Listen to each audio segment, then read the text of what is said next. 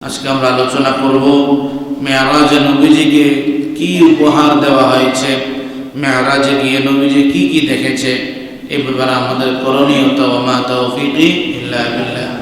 প্রিয় ভাই, নবীজি মেরাজে গিয়েছেন, আমরা এই মেরাজ থেকে কিছু শিখব ইনশাআল্লাহ।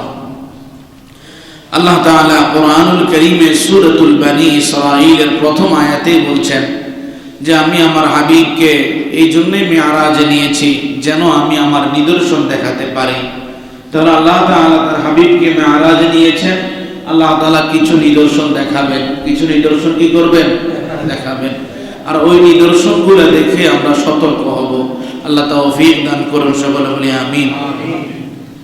প্রিয় ভাইরা, আল্লাহ সুবহানাহু ওয়া তাআলা এই পৃথিবীতে যতজন নবী এবং রাসূল পাঠিয়েছেন, প্রত্যেক নবী এবং রাসূলের উম্মতের জন্য বিশেষ কিছু সময় দিয়েছেন, বিশেষ কিছু ইবাদত দিয়েছেন।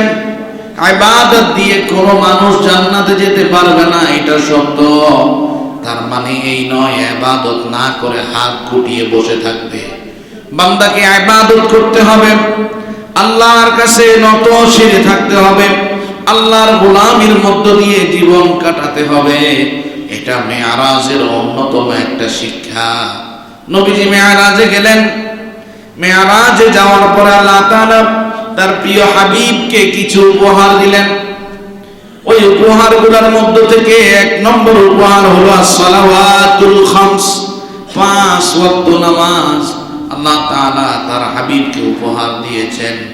রাসূল করিম সাল্লাল্লাহু আলাইহি সাল্লামের সাহাবী আনাস ইবনে মালিক রাদিয়াল্লাহু আনহু হাদিস বর্ণনা করেন। তিনি বলেন, রাসূল করিম সাল্লাল্লাহু আলাইহি ওয়াসাল্লাম যখন মেরাজে গেলেন, আল্লাহ তাআলা তার হাবিব সাল্লাল্লাহু আলাইহি ওয়াসাল্লামকে 50 ওয়াক্ত নামাজ উপহার দিলেন।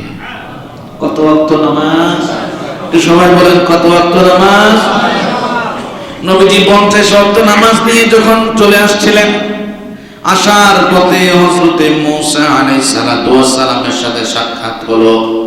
আল্লাহর নবী মূসা জিজ্ঞেস করলেন, মুহাম্মাদুর রাসূলুল্লাহ সাল্লাল্লাহু আলাইহি সাল্লাম, আপনি আপনার মাহবুব আল্লাহর সাথে দেখা করলেন, আল্লাহ আপনাকে কি উপহার দিলেন? রাসূল বললেন, আমাকে 50 ওয়াক্ত নামাজ দেওয়া হয়েছে। হযরতে মূসা বললেন, ইরজি'i ইলা রাব্বিক, দেরি না করে তাড়াতাড়ি আপনার রবের কাছে আবার ফিরে যান।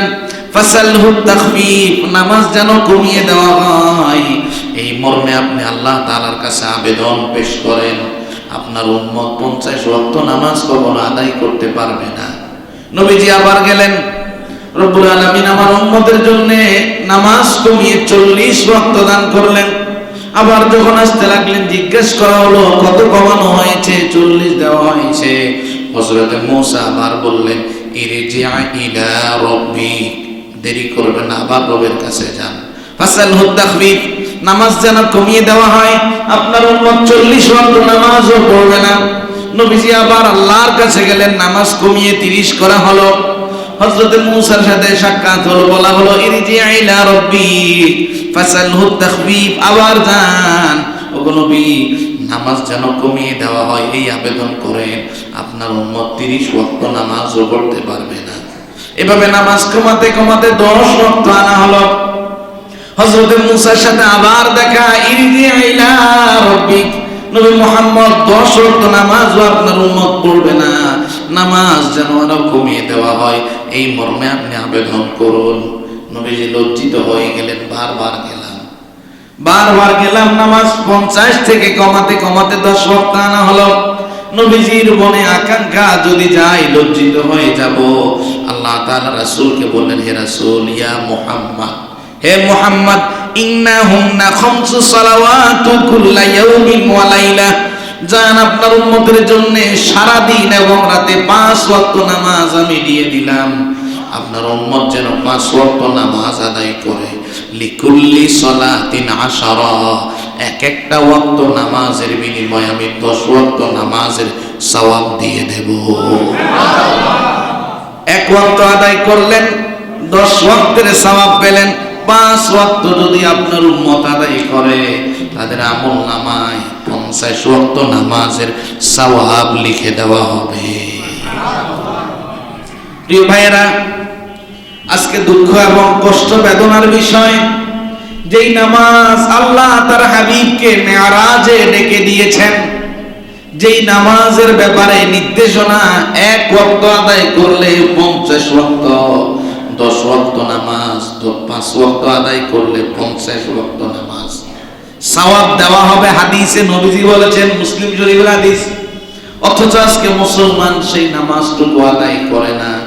এটা আমাদের জন্য নিতান্ত হতভাগ্যের বিষয়। নবীজি বলছেন, কোন মানুষের 5 ওয়াক্ত নামাজ যদি ঠিক থাকে, আল্লাহর হাবিব সাল্লাল্লাহু আলাইহি ওয়াসাল্লাম বলেছেন, আল্লাহ ওই বান্দাকে ওয়াদা দেয়, কমিটমেন্ট দেয়, বান্দা তোমার গুনাহ যাই হোক না কেন আমি আল্লাহ ক্ষমা করে দেব। গুনাহ যাই হোক, যদি 5 ওয়াক্ত নামাজ ঠিক হয়, আল্লাহ বলছেন, বান্দা আমি তোর সবগুলো গুনাহ মাফ করে দেব। হাদিস শরীফে উল্লেখ করা হয়েছে, হযরত উবাদা বিন সামিত রাদিয়াল্লাহু আনহু হাদিস বর্ণনা করেন, আবু দাউদ শরীফের হাদিস। তিনি বলছেন, সামি'তু রাসূলুল্লাহি সাল্লাল্লাহু আলাইহি ওয়াসাল্লাম ইয়াকুল, আমি রাসূল করিম সাল্লাল্লাহু আলাইহি ওয়াসাল্লামকে বলতে শুনেছি, নবীজি বলেছেন, খামসু সালাওয়াতিন ইফতারাদাহুন্না আল্লাহু তাআলা, 5 ওয়াক্ত নামাজ আল্লাহ তোমাদের জন্য ফরজ করে দিয়েছেন। মান আহসানা ওযুআহুন্না ওয়া সাল্লাহুন্না লিওয়াক্তিহিন্না, যেই মানুষটা সুন্দর করে ওযু করে, ওয়াক্ত মতো নামাজ আদায় করে, ও আতাম্মা রুকুআহুন্না, সুন্দর করে পরিপূর্ণতার সাথে যে রুকু করে, ও খুশুআহুন্না, বিনয়ের সাথে যেই মানুষটা সালাত আদায় করে, কানা লাহু আলাল্লাহি আহদা আইয়াগফিরা লাহু, আল্লাহর পক্ষ থেকে ওই বান্দার প্রতি ওয়াদা হয়ে যায়। কি হয়? কথা কয় না, কি হয়? ওই বান্দার প্রতি আল্লাহর পক্ষ থেকে কমিটমেন্ট, ওয়াদা হয়ে যায়, বান্দা আইয়াগফিরা লাহু, তোমার সব গুনাহগুলি আমি আল্লাহ ক্ষমা করে দেব। আচ্ছা, আল্লাহ তাআলা ওয়াদা করলে ওয়াদা ভাঙার সুযোগ আছে? কথা কয় না। হুজুর আমি তো মানুষের সাথে ওয়াদা করলে ওয়াদা রাখতে পারি না, আল্লাহর ওয়াদা কি এমন না? ইন্নাল্লাহা লা ইউখলিফুল মিআদ, আল্লাহ তাআলা কখনো তার ওয়াদা ভঙ্গ করে না। নবীজি এরপরে বললেন, ও মান লাম ইয়াফআল, আর যেই বান্দা 5 ওয়াক্ত নামাজ যথাসময়ে আদায় করে না, ফালাইসা লাহু আলাল্লাহি আহদা, তার প্রতি আল্লাহর কোনো কমিটমেন্ট, ওয়াদা থাকে না। ইনশাআ গফারা লাহু ওয়া ইনশাআ আযাবা, আল্লাহ চাইলে ওই বান্দাকে ক্ষমাও করতে পারে, চাইলে আবার আযাবের মাঝেও পাকড়াও করতে পারে।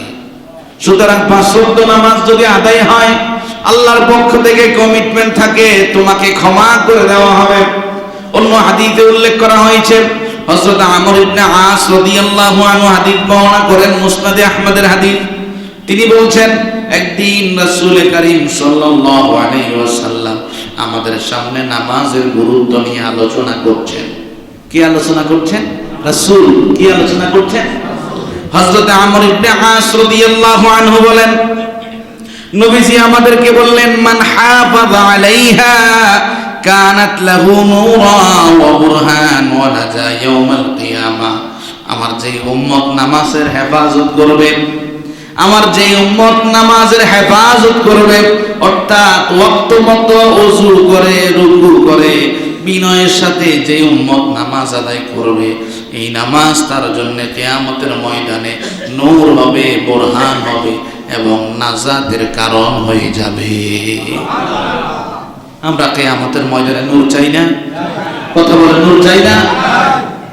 কিয়ামতের ময়দানে আল্লাহ তাআলার কাছ থেকে নাজাত চাই না? তাহলে নামাজের হেফাজত করা লাগবে। কিসের হেফাজত? নবীজি বলছেন, ওমান লাম ইউহাফিজ, যেই ব্যক্তি নামাজের হেফাজত করলো না, নামাজ ওয়াক্ত মতো আদায় করলো না, নামাজ যথাসময়ে বিনয়ের সাথে আদায় করলো না, লাম ইয়াকুল লাহু নূর ওয়ালা বুরহান ওয়ালা নাজা, কিয়ামতের দিন সে নূরও পাবে না, প্রমাণও তার জন্য থাকবে না, নাজাতও তার সেদিন হবে না। একটু খেয়াল করেন, সেই দিন তার জন্য কোনো নূর থাকবে না। যদি নূর না থাকে আপনি ফুলসিরাত পার হতে পারবেন না। যদি নাজাত না থাকে সেই দিন আপনি জান্নাতে যেতে পারবেন না। যদি প্রমাণ দিতে না পারেন আল্লাহ দুনিয়ায় আমি শুধু তোমারই গোলাম ছিলাম, এটা যদি প্রমাণ দিতে না পারেন সেই দিন বাঁচার কোনো উপায় থাকবে না। আল্লাহর নবী সাল্লাল্লাহু আলাইহি ওয়াসাল্লাম শুধু তাই বলেন নাই, ও হাশারা ইয়াউমাল কিয়ামা ফিরআউন ওয়া হামান ওয়া কারুন ওয়া উবাই বিন খালফ। সেই দিন এই মানুষটা এত হতভাগা হয়ে যাবে, ফিরআউন, হামান, কারুন এবং উবাই বিন খালফের সাথে তার হাসর হবে। ফিরআউন, হামান, উবাই বিন খালফ যারা দুনিয়াতে আল্লাহ তাআলার পক্ষ থেকে গজবপ্রাপ্ত আসামি, কিয়ামতের ময়দানে তাদের জন্য আযাবের বন্দোবস্ত থাকবে। ওই মানুষগুলোর সাথী যদি আপনি হন আপনার অবস্থান ভালো হবে? কথা কয় না ভাই? ভালো হবে?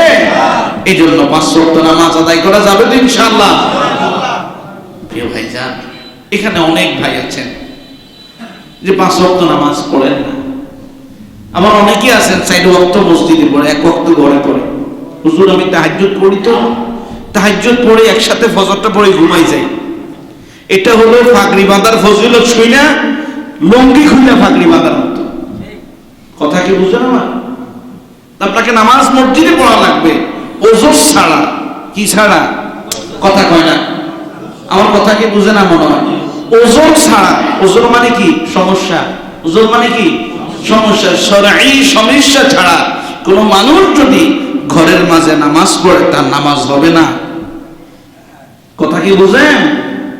শরঈ ওজর ছাড়া কোন মানুষ যদি ঘরে নামাজ পড়ে তার নামাজ হবে না। হাদিস শরীফ থেকে শুনেন, আব্দুল্লাহ ইবনে আব্বাস রাদিয়াল্লাহু আনহু হাদিস বর্ণনা করেন, সুনান ইবনে মাজার হাদিস। রাসূল করিম সাল্লাল্লাহু আলাইহি ওয়াসাল্লাম বলেন, মান সামিআন নিদা ফালাম ইয়াতিহি ফালা সালাতা লাহু ইল্লা বিনউযর। কোন মানুষ মসজিদের আযান কানের মাঝে পেয়েছে, সে মসজিদে আসে নাই, তার কোনো ওজর নাই। ওজর ছাড়া কেউ যদি মসজিদে না আসে, ঘরে নামাজ পড়ে, আমি নবী বললাম ফালা সালাত আলা, তার নামাজটা আরশে আজিম পর্যন্ত পৌঁছায় নাই, নামাজ পৌঁছায় নাই। এই জন্য প্রিয় ভাই, মেরাজের প্রথম উপহার সেটা কি? 5 ওয়াক্ত নামাজ। সেটা কি?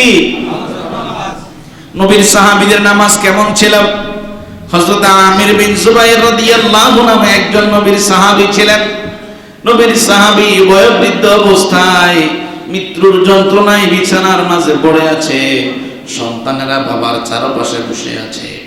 হযরত আমির বিন জুবাইর রাদিয়াল্লাহু আনহু গলার ভিতরে গড়গড় শব্দ শোনা যায়। মাগরিবের আযানের সময় হয়েছে, মুয়াজ্জিন মসজিদ থেকে আযান দিয়েছে। হযরত আমির ইবনে জুবাইর রাদিয়াল্লাহু আনহু সন্তানদেরকে বললেন, আমার কলিজার টুকরা সন্তানেরা, একটু আমাকে দাঁড় করাও, আমি মসজিদে নামাজ আদায় করতে যাব। আমির বিন জুবাইর রাদিয়াল্লাহু আনহুর সন্তানেরা বললেন, প্রিয় বাবা, আপনি এই মুহূর্তে কি করে মসজিদে যাবেন? আপনি তো দাঁড়াতে পারেন না। হযরত আমির ইবনে জুবাইর রাদিয়াল্লাহু আনহু বললেন, বাবারে, আমি তো আযানের ধ্বনি কানের মাঝে শুনেছি, আযানের ধ্বনি যেহেতু শুনেছি, ঘরের মাঝে নামাজ পড়লে নামাজ হবে না, আমাকে একটু মসজিদে নিয়ে চলো। মাগরিবের নামাজ চলছে, আমির ইবনে জুবাইর রাদিয়াল্লাহু আনহু ইমাম সাহেবের সাথে নামাজের মাঝে শামিল হয়েছে। প্রথম রাকাতে যখন সিজদায় চলে গিয়েছে, সিজদারত অবস্থায় আল্লাহর নবীর সাহাবী হযরত আমির ইবনে জুবাইর পৃথিবী থেকে বিদায় নিয়েছে। এটা ছিল নবীর সাহাবীদের নামাজ। এজন্য প্রিয় ভাই, জীবনে যত ব্যস্ততা থাকুক, যত প্রকার সমস্যার সম্মুখীন হই না কেন, নবী আল্লাহ তাআলার পক্ষ থেকে আরশে আজিমে থেকে উপহার নিয়ে এসেছেন 5 ওয়াক্ত নামাজ। এই নামাজ ছাড়া যাবে না? ছাড়া যাবে না। নবীজি 2 নম্বর উপহার নিয়ে এসেছেন, মান হাম্মা বিহাসানাতিন কুতিবা লাহু হাসানা। ও নবী, আপনাকে 2 নম্বর যে উপহার দেব সেটা হলো, আপনার উম্মত যদি কোনো নেক আমল করার নিয়ত করে। কিসের নিয়ত? এ ভাই কথা বুঝে না লাগে, কিসের নিয়ত? সবাই বলেন। আপনার কোন উম্মত যদি নেক আমলের নিয়ত করলো, এখন আমলটা করে নাই, কোন নেক আমলের নিয়ত যদি আপনার উম্মত করে, সাথে সাথে তার আমলনামায় একটা হাসানা লিখে দেওয়া হয়। ওই আমলটা করলে, বাস্তবে আমলটা করলে তার আমলনামায় 10 গুণ সওয়াব লিখে দেওয়া হয়। হাদিস শরীফে উল্লেখ করা হয়েছে, হযরত আনাস ইবনে মালিক রাদিয়াল্লাহু আনহু বলেন, মুসলিম শরীফের হাদিস, নবীজি বলেছেন, মান হাম্মা বিহাসানাতিন ফালাম ইয়ামালুহা কুতিবাত লাহু হাসানা। আমার উম্মত যদি নেক আমল করার ইচ্ছা পোষণ করে, এখনো সে আমলটা করে নাই, আল্লাহ তার আমল নামায় একটা হাসানা লিখে দেয়। ফাইন আমিলাহা কুতিবাত লাহু আশারা। যদি আমলটা সরাসরি বাস্তবে রূপায়িত করে, নেক আমলের ইচ্ছা করেছে, বাস্তবে রূপায়িত করেছে, আল্লাহ তার আমল নামায় 10 গুণ সওয়াব লিখে দেয়। নবীজি বলছেন, ওমান হাম্মা বিসাইয়্যা ফালাম ইয়ামালুহা। আবার আমার উম্মত যদি অন্যায় অপরাধ পাপ কাজে লিপ্ত হবে এই আশা মনের মাঝে ব্যক্ত করে, কিন্তু সে এখন আমলটা করে নাই, লাম তুকতাব শাইআ, তার আমল নামায় কোনো গুনাহ লেখা হয় না। কি লেখা হয় না? নিয়মটা কি ছিল? নিয়ত করলে, যদি ভালো কাজের নিয়ত করলে যদি আমল নামায় একটা সওয়াব দেওয়া হয়, আইনগত বিষয়টা এমন হওয়া উচিত ছিল যে খারাপ কাজের নিয়ত করলেও তার আমলনামায় একটা গুনাহ লেখা হবে। বিষয়টা এমন হওয়া দরকার ছিল না? কিন্তু আল্লাহ আপনার প্রতি কত দয়া। ওমান হাম্মা বিসাইয়্যাতিন ফালাম ইয়ামালুহা লাম তুকতাব শাইআ। আপনার উম্মত গুনাহ করবে, মনের মাঝে ইচ্ছা পোষণ করেছে, এখনো গুনাহটা করে নাই, তার আমলনামায় কোনো গুনাহ লেখা হয় না। ফাইন আমিলাহা কুতিবাত সাইয়্যাতান ওয়াহিদা। যদি সে গুনাহটা করেও ফেলে, আল্লাহ তার আমলনামায় শুধু একটা গুনাহ লিখে দেয়। কয়টা গুনাহ? একটা গুনাহ। কিন্তু নেক আমল করছেন, এখনো করেন নাই, একটা সওয়াব দেওয়া হলো, করছেন 10 গুণ সওয়াব দেওয়া হলো, তাহলে নিয়মটা আপনার গুনাহের ক্ষেত্রে সমান হওয়ার কথা ছিল না? ছিল। কিন্তু নবীজি বলছেন, না উম্মত, এটা আল্লাহ তাআলার পক্ষ থেকে তোমাদের জন্য মেরাজের উপহার। নেক আমলের নিয়ত করলে অটোমেটিক একটা সওয়াব আমলনামে লেখা হবে। সুবহানাল্লাহ, বাড়িতে বলিয়ে। এই জন্য প্রিয় ভাইরা, যতটুকু সক্ষমতা আছে, যতটুকু সামর্থ্য আছে, বেশি বেশি নেক আমল করা। হাদিস শরীফে উল্লেখ করা হয়েছে, মা আয়েশা রাদিয়াল্লাহু আনহা হাদিস বর্ণনা করেন, সহিহ বুখারী শরীফের হাদিস, নবীজি বলছেন, আলাইকুম বিমা তুতিকুন। আমার উম্মত, যত বেশি তোমার সামর্থ্য আছে, ভালো ভালো নেক আমল করো। ভালো ভালো নেক আমল যত বেশি তোমার সামর্থ্য আছে করতে থাকো। ফাওয়াল্লাহি লা ইয়ামাল্লুল্লাহু হাত্তা তামাল্লু। আল্লাহর কসম করে আমি নবী বলি, নেক আমল করতে করতে তুমি হয়রান হয়ে গেলেও আল্লাহ তোমাকে সওয়াব দিতে দিতে কখনো ক্লান্ত হয় না। আল্লাহ সওয়াব দিতে দিতে কি হয় না? ক্লান্ত হয় না। এই জন্য প্রিয় ভাই, মেরাজের 2 নম্বর উপহার নেক আমল বেশি বেশি করা। নেক আমল বেশি বেশি করা। 3 নম্বর উপহার তাসবিহ, বেশি বেশি তাসবিহ পড়া। হাদিস শরীফে উল্লেখ করা হয়েছে, আব্দুল্লাহ ইবনে মাসউদ রাদিয়াল্লাহু আনহু হাদিস বর্ণনা করেন, তিরমিজি শরীফের হাদিস। তিনি বলছেন, রাসূল করিম সাল্লাল্লাহু আলাইহি ওয়াসাল্লাম বলেছেন, লাকিতু ইব্রাহিম আলাইহিস সালাম লাইলাতান উসরিয়া বি। মেরাজের রজনীতে আমার সাথে ইব্রাহিম নবীর সাক্ষাৎ হয়েছে। ইব্রাহিম নবী আমাকে বললেন, ইয়া মুহাম্মদ, হে মুহাম্মদ সাল্লাল্লাহু আলাইহি ওয়াসাল্লাম, ইকরা উম্মাতুকা মিন্নি আসসালাম। আমি ইব্রাহিম নবীর পক্ষ থেকে আপনার উম্মতের কাছে সালাম পৌঁছাবে। সুবহানাল্লাহ, বাড়ি যে কই, আমার পক্ষ থেকে আপনার উম্মতকে কি পৌঁছাবেন? একটু খেয়াল করেন, আপনি মুহাম্মাদুর রাসূলুল্লাহ সাল্লাল্লাহু আলাইহি ওয়াসাল্লামকে দেখেন নাই, ইব্রাহিম নবীকে দেখেন নাই। কি ভাগ্যবান উম্মত আপনি। ইব্রাহিম নবীর সালাম আপনি নবীর মাধ্যমে, নবীর সাহাবীর হাদিসের বর্ণনার মধ্য দিয়ে আপনার কাছে পৌঁছে গিয়েছে। আপনার উম্মতের কাছে আমার সালাম পৌঁছাবেন। ওয়া উখবিরুহুম ইন্নাল জান্নাহ তাইয়্যিবাতুত তুরবা আযবাতুল মা। আপনার উম্মতকে এই কথা জানাবেন, জান্নাতের মাটিগুলো অনেক উর্বর, জান্নাতের পানিগুলো অনেক সুমিষ্ট স্বচ্ছ পানি। কিন্তু এই জান্নাতের মাঝে বৃক্ষরোপণ করার মতো বৃক্ষ পৃথিবীতে রয়ে গিয়েছে। জান্নাতের মাঝে বৃক্ষরোপণের মতো বৃক্ষ পৃথিবীতে রয়ে গিয়েছে। ওয়া ইন্না গিরাসাহা, জান্নাতের এই সুন্দর মাটির মাঝে বৃক্ষরোপণের একটা তাসবিহ আছে। আপনার উম্মতকে এই তাসবিহটুকু জানিয়ে দিবেন, আপনার কোন উম্মত যদি এই তাসবিহটুকু দুনিয়ার জমিনে পড়ে, জান্নাতের মাঝে তার জন্য একটা বৃক্ষ রোপণ করা হবে। নবীজি শিখিয়ে দিলেন সুবহানাল্লাহি আলহামদুলিল্লাহি ওয়ালা ইলাহা ইল্লাল্লাহু আল্লাহু আকবার। আপনার উম্মতকে এই তাসবিহটা শিখিয়ে দিবেন, সে যখন এই তাসবিহটা দুনিয়ার জমিনে পড়বে, আল্লাহ তার জন্য জান্নাতের মাঝে একটা বৃক্ষ রোপণ করে দেবে। অন্য হাদিসে উল্লেখ করা হয়েছে, হযরত আবু হুরায়রা রাদিয়াল্লাহু আনহু হাদিস বর্ণনা করেন, নাসাঈ শরীফের হাদিস। রাসূল কারীম সাল্লাল্লাহু আলাইহি সাল্লাম সাহাবীদেরকে বললেন, খুযু জুন্নাতাকুম, আমার সাহাবীরা তোমাদের ঢালকে মজবুত করো। সাহাবায়ে কেরাম জিজ্ঞেস করলেন, মিন আদুবিন হাদিরা, নবীজি সামনে যে শত্রু আসছে তাদের মোকাবেলা করার জন্য কি ঢাল বানাবো? নবীজি বললেন, লা লা, না না, ওয়ালাকিন খুযু জুন্নাতাকুম মিনান নার, জাহান্নামের আগুন থেকে বাঁচার জন্য ঢালটা মজবুত করো। সাহাবায়ে কেরাম বিস্মিত হলেন, ইয়া রাসূলুল্লাহ, আগুন থেকে বাঁচার জন্য কেমন ঢাল হবে? সাহাবায়ে কেরামকে নবীজি বললেন, কুলু, তোমরা সকলে আমার সাথে বলো, সুবহানাল্লাহি ওয়ালহামদুলিল্লাহি ওয়ালা ইলাহা ইল্লাল্লাহু আল্লাহু আকবার। তাহলে শোনো, ফাইন্নাহুন্না ইয়াতিনা ইয়াউমাল কিয়ামা মুকদ্দিমাত ওয়া মুআখিরাত ওয়া মুনাজ্জিয়াত ওয়া হুন্না বাকিয়াতুস সালিহাত। এই তাসবিহটা এত দামি, এই তাসবিহটা কিয়ামতের ময়দানে তোমার সামনে দাঁড়াবে, তোমার পিছনে দাঁড়াবে এবং তোমার জন্য নাজাতের কারণ হবে। এই তাসবিহ হবে তোমার জন্য অবশিষ্ট নেক আমল। তাহলে মেরাজে আল্লাহ তাআলা তার হাবিবকে তাসবিহ উপহার দিয়েছেন। এই জন্য প্রিয় ভাইয়েরা, বেশি বেশি তাসবিহ পাঠ করা যাবে তো ইনশাআল্লাহ। যত কর্মব্যস্ততায় থাকেন, আপনি অফিসে যাচ্ছেন, গাড়িতে বসেছেন কিংবা গাড়ি ড্রাইভ করছেন, মুখে মুখে আল্লাহ তাআলা তাসবিহ পাঠ করা যায় না ভাই? যায় না?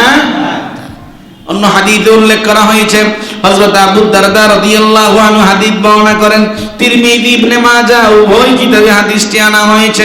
নবীজি সাহাবায়ে কেরামদেরকে বললেন, আলা উনাব্বিউকুম বিখাইরি আ'মালিকুম, আমি কি তোমাদেরকে সর্বোত্তম আমলটা কি তা জানাবো না? ফাআজকাহা ইনদা মালিকিকুম, যে আমলটা তোমাদের মালিকের কাছে তোমাদেরকে পবিত্র বানিয়ে দেবে। ওয়া আরফাআহা ফি দারাজাতিকুম, যে আমলটা তোমাদের রবের কাছে তোমাদের মর্যাদাকে উন্নীত করবে। ওয়া খায়রুল লাকুম মিন ইনফাকিয যাহাবি ওয়াল ওয়ারাকা, আল্লাহর রাস্তায় স্বর্ণ এবং রৌপ্য দান করার চাইতো যে আমলটা সর্বোত্তম। ওয়া খায়রুল লাকুম আন তালকু আদুওয়াকুম, শত্রুকে মোকাবেলা করার জন্য যে আমলটা সর্বোত্তম, এমন একটা আমলকে আমি তোমাদেরকে জানাবো না? সাহাবায়ে কেরাম বললেন, বালা ইয়া রাসূলুল্লাহ, অবশ্যই জানাবেন। নবীজি বললেন, সেই আমলটা হলো যিকরুল্লাহ, যিকরুল্লাহ, যিকরুল্লাহ। ও আমার উম্মত, সেই আমলটা হলো বেশি বেশি আল্লাহর জিকির করা, আল্লাহর তাসবিহ আদায় করা। হযরত মুআয ইবনে জাবাল রাদিয়াল্লাহু আনহু বললেন, মা শাইউন আনজা মিন আযাবিল্লাহি মিন যিকরিল্লাহ, ও নবীর উম্মতেরা শোনো, আল্লাহর আযাব থেকে বাঁচার জন্য আমি মুআয ইবনে জাবাল মনে করি, আমি মুআয ইবনে জাবাল মনে করি জিকিরের চাইতে বিকল্প কোনো ইবাদত নাই। তাহলে মেরাজে নবীজি কয়টা পুরস্কার নিয়ে এসেছেন? কয়টা হাদিয়া নিয়ে এসেছেন? এক নাম্বার, কথা কয় না, এক নাম্বার উচ্চ আওয়াজ বলা, এক নাম্বার। দুই নাম্বার নেক আমলের চিন্তা করা, নেক আমলের। তিন নাম্বার তাসবিহ। তিন নাম্বার কি? অন্য হাদিসে উল্লেখ করা হয়েছে, আব্দুল্লাহ ইবনে মাসউদ রাদিয়াল্লাহু আনহু বলেন, ফাউতিয়া থালাসা, মেরাজে নবীজিকে তিনটি উপহার দেওয়া হয়েছে। as-সালাওয়াতুল খামস, প্রথম উপহার 5 ওয়াক্ত নামাজ। দুই নম্বর উপহার ওয়া খাওয়াতিমু সূরাতুল বাকারা, সূরাতুল বাকারার শেষ 2 আয়াত। তিন নাম্বার, ওয়ায়াগফিরু লিমান মাতা মিন উম্মতিহি লা ইউশরিকু বিল্লাহি শাইআ। আল মুকহিমাত, আপনার উম্মতের মধ্য থেকে কোন উম্মত যদি শিরিক না করে মারা যায়, আল্লাহর পক্ষ থেকে এই কমিটমেন্ট দেওয়া হয়েছে, তাকে ক্ষমা করা হবে। এই তিনটা উপহার নবীজিকে মেরাজের মাঝে দান করা হয়েছে। তাহলে এই হাদিসের মাঝে আরো দুইটা উপহার পেলেন, সেটা কি? শিরিক করা যাবে না। আর একটা উপহার হলো সূরাতুল বাকারার শেষ দুই আয়াত, সেটা কি? আমানার রাসূলু বিমা উনজিলা ইলাইহি মির রাব্বিহি ওয়াল মুমিনুন কুল্লুনা আমানা বিল্লাহি ওয়া মালাইকাতিহি ওয়া কুতুবিহি ওয়া রুসুলিহি লা নুফাররিকু বাইনা আহাদিন মির রুসুলিহি ওয়া ক্বালু সামি'না ওয়া আতা'না গুফরানাকা রাব্বানা ওয়া ইলাইকাল মাসীর لا يكلف الله نفسا إلا وسعها لها ما كسبت وعليها ما اكتسبت ربنا لا تؤاخذنا إن نسينا أو أخطأنا ربنا ولا تحمل علينا إصرا كما حملته على الذين من قبلنا ربنا ولا تحملنا ما لا طاقة لنا به واعف عنا واغفر لنا وارحمنا أنت مولانا فانصرنا على القوم الكافرين। এই দুই আয়াত নবীজিকে দেওয়া হয়েছে। ফজিলত কি? রাসূল করিম সাল্লাল্লাহু আলাইহি ওয়াসাল্লামের সাহাবী আব্দুল্লাহ ইবনে মাসউদ রাদিয়াল্লাহু আনহু হাদিস বর্ণনা করেন, সহিহ বুখারী শরীফের হাদিস। নবীজি বলছেন, মান করাআ বিল আয়াতাইন মিন আখিরি সূরাতিল বাকারা ফি লাইলাতিন কাফাতা। কোন মানুষ যদি এই রাতের বেলায় ঘুমাতে গিয়ে বিছানার মাঝে শয়ন করে সূরাতুল বাকারার এই দুইটা আয়াত তেলাওয়াত করে, এই দুইটা আয়াত তার জন্য যথেষ্ট হয়ে যাবে। যথেষ্টর ব্যাখ্যা কি? এটা আল্লাহ ছাড়া কেউ জানে না। অন্য বর্ণনা এসেছে মুস্তাদরাক হাকিমের হাদিস, নবীজি বলছেন আল্লাহ তাআলা সূরাতুল বাকারার এই দুইটা আয়াত আমাকে দান করেছেন, যা তিনি তার আরশের ধনভাণ্ডার থেকে আমাকে এনে দিয়েছেন। প্রিয় ভাইয়েরা, তাহলে মেরাজের সর্বমোট নবীজিকে 5টা পুরস্কার দেওয়া হয়েছে, 5টা উপহার দেওয়া হয়েছে। 5টা বিষয়ে আমরা আমল করতে পারবো তো ইনশাআল্লাহ? 2 নম্বর আসেন, নবীজি মেরাজে কি কি দেখেছেন? নবীজি মেরাজে কি কি দেখেছেন? প্রথমত, নবীজি যখন মেরাজে যাচ্ছিলেন, প্রতিমধ্যে একজন চাকরানীর কবরের খুশবু নবীজি অনুভব করেছেন। একজন চাকরানী, একজন কি? আমার কথা মনে হয় বুঝে না, মনে হয় কথা বুঝেন তো আমার। একজন চাকরানীর কবরের খুশবু নবীজি কি করেছেন? অনুভব করেছেন। হাদিস শরীফে উল্লেখ করা হয়েছে, হযরত আব্দুল্লাহ ইবনে আব্বাস রাদিয়াল্লাহু আনহু হাদিস বর্ণনা করেছেন, মুসনাদে আহমদের হাদিস। রাসূল করিম সাল্লাল্লাহু আলাইহি ওয়াসাল্লাম বলেন, লাম্মা কানাতিল লাইলাতু আল্লাতী উসরিয়া বি ফিহা আতাত আলাইয়া রাইহাতুন তাইয়্যিবা। যেই রজনীতে আমার মেরাজ হয়েছে, আমাকে যখন নিয়ে যাওয়া হচ্ছিল, আমি সেই দিন আমার নাকের মাঝে সুন্দর একটা খুশবু অনুভব করলাম। আমি জিজ্ঞেস করলাম, ইয়া জিবরিল, হে জিবরিল, মা হাযিহি রাইহাতুত তাইয়্যিবা, এই সুন্দর খুশবু কি কোথা থেকে আসলো? রাসূল করিম সাল্লাল্লাহু আলাইহি সাল্লামের প্রশ্নের জবাবে জিবরিল বলল, হাযিহি রাইহাতু মা শাতাতু ইবনাতু ফিরআউনা ওয়া আওলাদিহা। এই খুশবু হলো ফেরাউনের মেয়ের চুল বিন্যাসকারী, ফেরাউনের মেয়ের কেশ বিন্যাসকারী, চুল আশ্রানে, ফেরাউনের মেয়ের চুল আশ্রানোর জন্য নিযুক্ত ওই মহিলা এবং তার কলিজার টুকরা সন্তানের কবরের খুশবু আপনার কাছে আসছে। ফেরাউনের মেয়ের চুল বিন্যাস করার জন্য, চুল আশ্রানোর জন্য একজন নারী ছিল, যে কাছেই করত, ওই নারী এবং তার সন্তানের কবরের খুশবু আপনার নাকে আসছে। নবীজি বললেন, মা শানুহা, জিবরিল ঘটনাটা আমাকে বিস্তারিত খুলে বলো। হযরত জিবরিল রাসূল করিম সাল্লাল্লাহু আলাইহি সাল্লামকে বললেন, ইয়া রাসূলুল্লাহ, একদিন এই নারী মা শ্বেতা ফেরাউনের মেয়ের চুল বিন্যাস করছিল, হঠাৎ তার হাত থেকে এই চিরুনিটা নিচে পড়ে গেল। চিরুনি নেওয়ার সময় মা শ্বেতা ওই নারীটা বিসমিল্লাহির রহমানির রহিম তেলাওয়াত করে চিরুনিটা হাতে নিয়েছিল। যখন ফেরাউনের মেয়ে দেখলো, কিরে একজন চাকরানি মা সীতা একটা চিরুনি হাতে দিচ্ছে আর মুখে বলছে বিসমিল্লাহ। সাথে সাথে ফেরাউনের মেয়ে বলল, আচ্ছা তুমি কি আমার বাবাকে রব হিসাবে মানো না? আমার বাবা ছাড়া তোমার কি কোনো রব আছে নাকি? সাথে সাথে মা সীতা এই চাকরানি নারী বলে দিল, তোমার বাবার রব যিনি, তোমার রব তিনি, আমার রবও একজন, তিনি কে? সাথে সাথে ফেরাউনের কাছে ডাকা হলো। ফেরাউন ওই নারীকে জিজ্ঞাসা করলো, ইন্নালাকা রাব্বান গায়রি, হে নারী, আমি ফেরাউন ছাড়া তোমার কোনো খোদা আছে নাকি? নারী সাথে সাথে জবাব দিল, নাআম, হ্যাঁ, রব্বি ওয়া রাব্বুকাল্লাহ, আমার রব এবং তোমার রব একজন, হলো আল্লাহ। ফেরাউন সাথে সাথে বলল, এটার সিদ্ধান্তের ফলাফল কি তুমি জানো? বিশাল একটা ড্যাগ, তেলে ভর্তি ড্যাগ উত্তপ্ত করা হলো। হে নারী, তুমি এখনো তোমার সিদ্ধান্ত পরিবর্তন করো, না হয় তোমার সন্তান এবং তোমাকে এই তেলের মাঝে পুড়িয়ে মারা হবে। নারী তার সিদ্ধান্তে অটল না, আমার রব আল্লাহ, এটা আমি তোমার সামনে ঘোষণা দিব, প্রয়োজনে শহীদ হব। রাসূল কারীম সাল্লাল্লাহু আলাইহি ওয়াসাল্লামকে বলা হলো, হযরত জিবরাইল বললেন, ইয়া রাসূলুল্লাহ, মৃত্যুর আগে ওই নারী ফেরাউনকে বলল, উহিব্বু আন তাজমা ইযামি ওয়া ইযামা ওয়ালাদি ফি সাওমি ওয়াহিদিন ওয়া তাদফিনানা।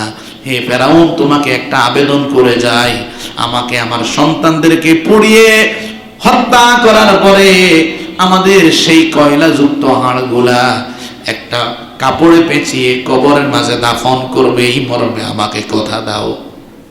এই মর্মে কথা দেওয়া হলো।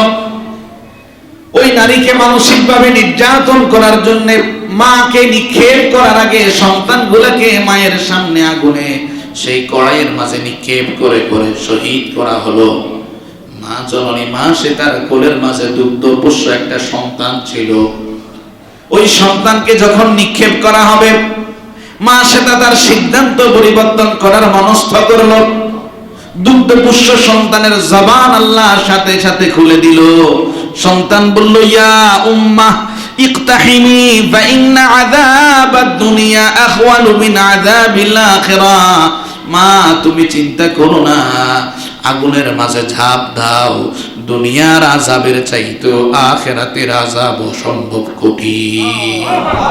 রাসূল কারীম সাল্লাল্লাহু আলাইহি সাল্লামকে বলা হলো, ফাকাতা হামাত, সাথে সাথে মা সেটা সন্তান সহ সেই আগুনের কুণ্ডলি তেলের উত্তপ্ত তেলের মাঝে ঝাঁপ দিয়ে শহীদ হয়ে গেল।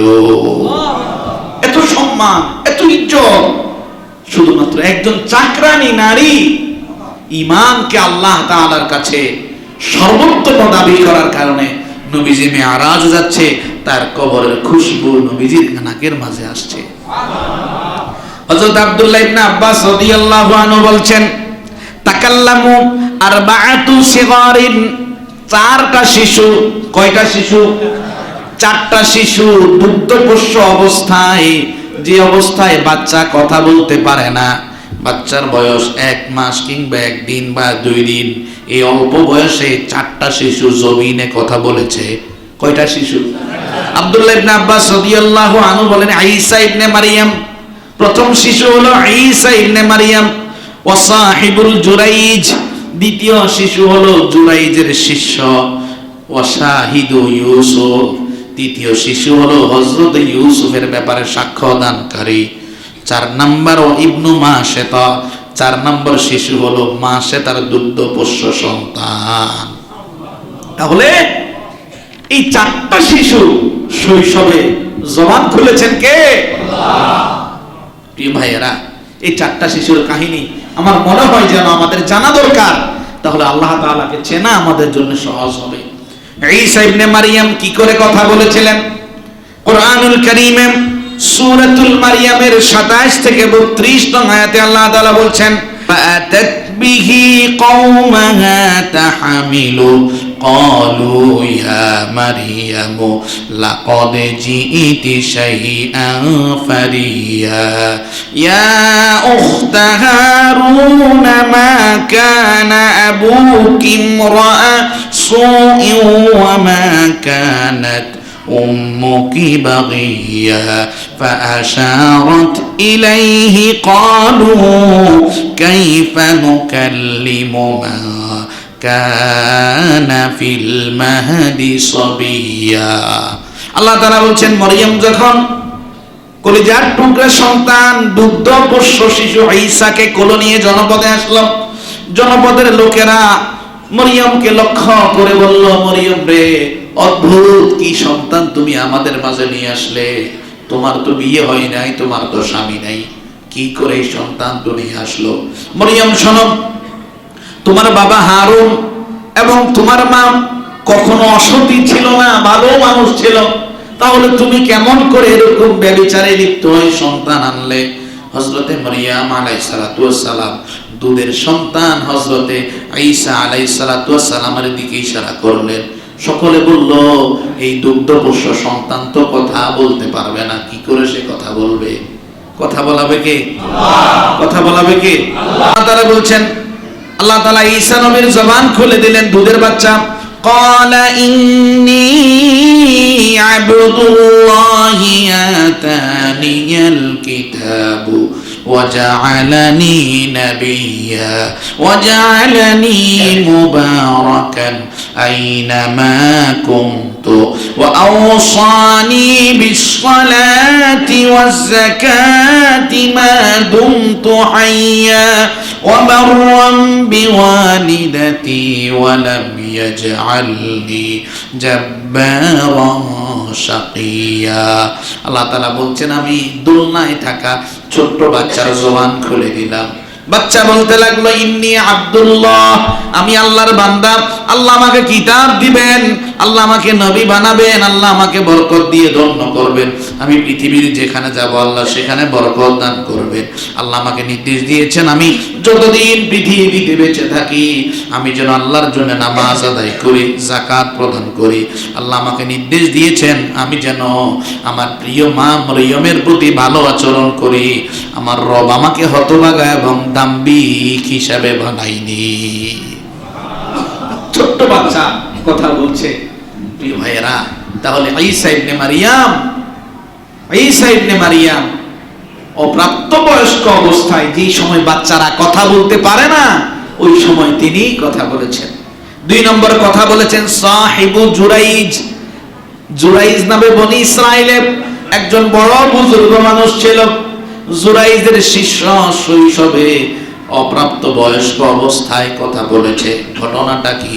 হযরত আবু হুরায়রা রাদিয়াল্লাহু আনহু হাদিস বর্ণনা করেন, সহিহ বুখারী শরীফের হাদিস।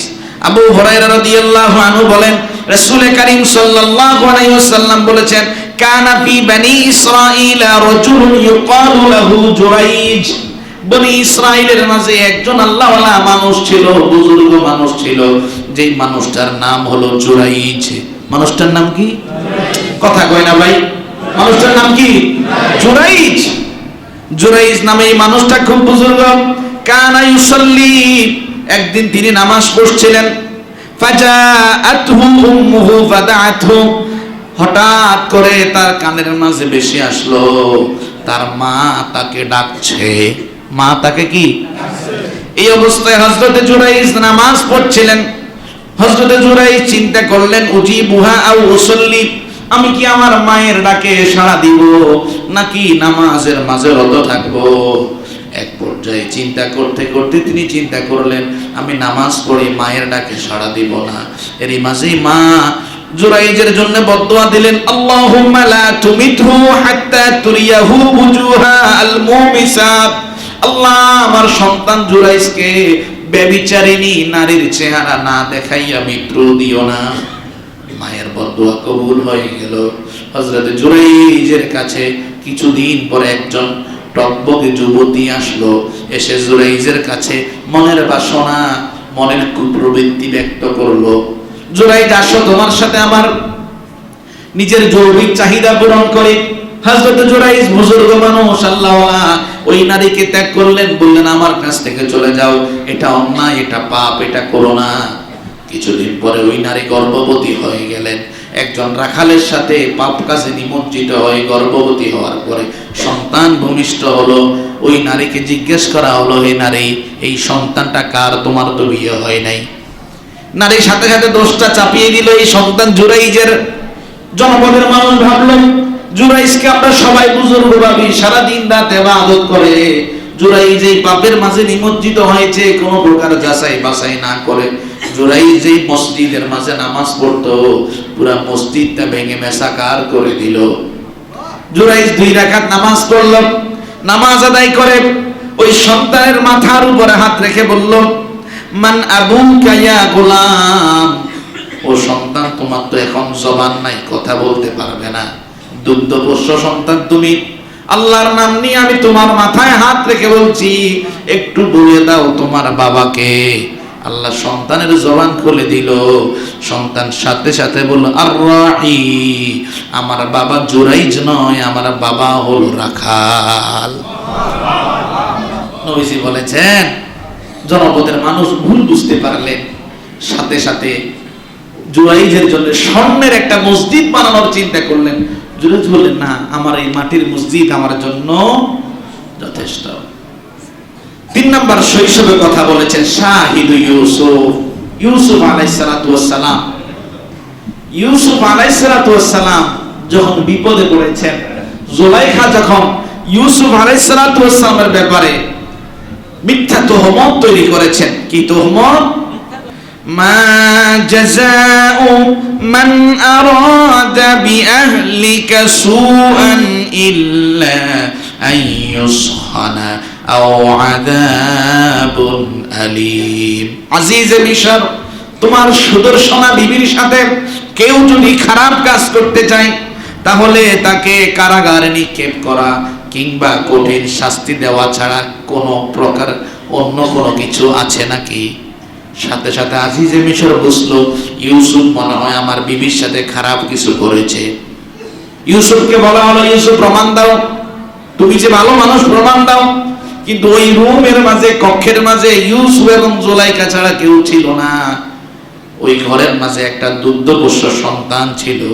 ইউসুফ আলাইহিস সালাতু ওয়াস সালাম সন্তানের গায়ে হাত বুলিয়ে বলল, সন্তান তুমি বলে দাও প্রকৃত অপরাধীকে। এই দুগ্ধপোষ্য সন্তানের জবান খুলে গেল। সন্তান সাথে সাথে বলে দিল, যদি জামা পিছন দিক থেকে ছেঁড়া থাকে বুঝবে জুলাইখা অপরাধী, যদি সামনের দিক থেকে ছেঁড়া থাকে বুঝবে ইউসুফ অপরাধী। আল্লাহ তাআলা কোরআনুল কারীমে সূরাতুল ইউসুফের 28 নং আয়াতে বলছেন, ফালাম্মা রাআ কমিসাহু কুদ্দা মিন দুবুর ক্বালা ইন্নাহু মিন কাইদিকুন্না ইন্না কাইদাকুন্না আযীম। আল্লাহ তাআলা বলছেন, সাথে সাথে আজিজে মিশর ইউসুফের জামা চেক করতে লাগলেন, দেখতে পেলেন জামার পিছনের অংশ ছেঁড়া। সাথে সাথে বিবি জুলাইখাকে বললেন, তুমি এক ছলনাবাজ নারী, তুমি মিথ্যাবাদী। প্রিয় ভাইয়েরা, তাহলে শৈশবে কয়টা সন্তান কথা বলেছে?